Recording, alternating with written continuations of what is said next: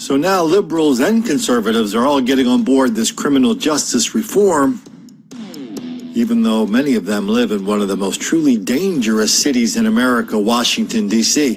And it's dangerous not just because of the level of crime, but it's also dangerous because of the denial of deceit and delusion surrounding it, the little bubble that everybody in D.C. lives in, which most people there believe that black people are relentless victims of relentless white racism all the time, everywhere. That explains everything. So they figure that, hey, they're down with the cause is going to be down with them. They take chances with their life and the safety of themselves and their family without knowing how dangerous their town really is.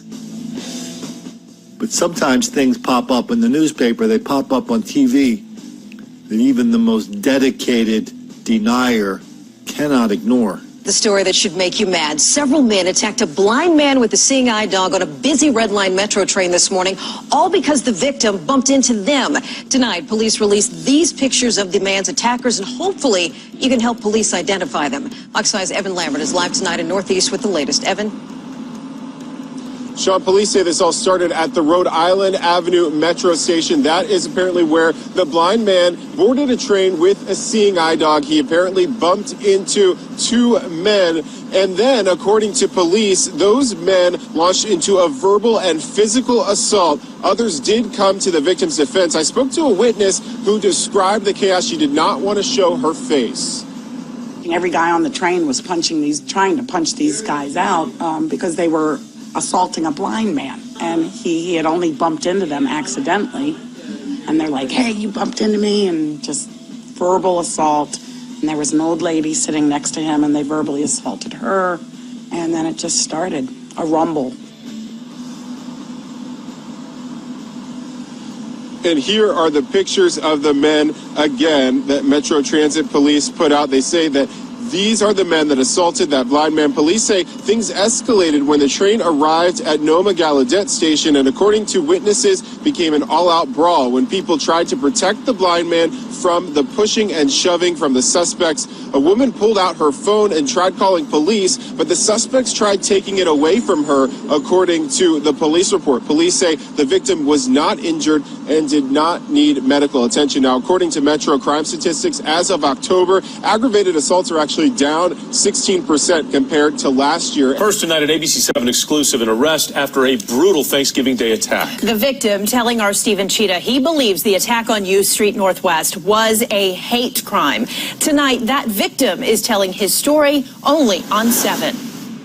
It happened fast, 5:30 Thanksgiving night. A shout, then a flurry of fists. He yelled something about white man, and I turned around and looked at him, and then came up and just wound up and clocked me, and I fell down, and he clocked me again. The victim won't show his face, so the suspect can't take satisfaction from seeing the injuries he inflicted. He knew he could do anything he wanted to, and I was helpless. This assault a short distance from where several individuals savagely beat two gay men in April. The victim also gay, but he believes the suspect targeted him for his race. He says the man made it clear he attacked out of hate. Because he immediately said white boy and white mother and white stuff like that. White. The victim has lived in D.C. for decades, but for the first time, he says a simple walk through his neighborhood is wrought with fear. It's rampant. I have multiple friends that have been attacked. One of my best friends, he got beat up and hit so bad they had to have brain surgery twice. So here's the question that people in Washington, D.C. are asking themselves, probably not anyone else. They're saying, wow, how is this criminal justice reform going to change that? How is it going to change people punching gay people in the face? How is it going to change people attacking blind people on a train? Do you think you're going to change that? Do you think there's some magic bullet, some little magical social program where you can stop somebody from attacking a blind man? Up the road in Philadelphia, we're starting to learn about what the players are doing with the big settlement the NFL gave them last year. Remember that? The NFL were in talks with the players' union because the NFL wanted to work something out where the players wouldn't really be kneeling down all that much. So the players figured out that, yeah, $100 million will pretty much take the sting out of all this racial oppression that we're suffering that forces us to kneel down for the national anthem. So they divvied up $100 million to different groups, and each team got a chunk of money, too, to use as they see fit to promote racial justice, to promote criminal justice reform. In Philadelphia, the players got together, and they're using their money, that the $100 million chunk of their Eagles chunk they got, they're using their money to bail 9 people out of jail. Earlier this year, DA Larry Krasner implemented a policy that eliminated cash bail for 25 categories of crimes. The effort reduced the county jail population by nearly 25%. It did not cause any new crime whatsoever. Jenkins says he and the Players Coalition and their partners have something to prove. Incarceration is not helping. That, in fact, we need to take funds and invest in people, invest in communities, give them opportunities, and that will keep our communities safe. And they'll take the lead with those on the ground by investing in people, not prisons. 9 people out of jail. The papers, they gave us a long story. Oh, yeah, this is happening. That's happening. Oh, yeah, these Eagles are great.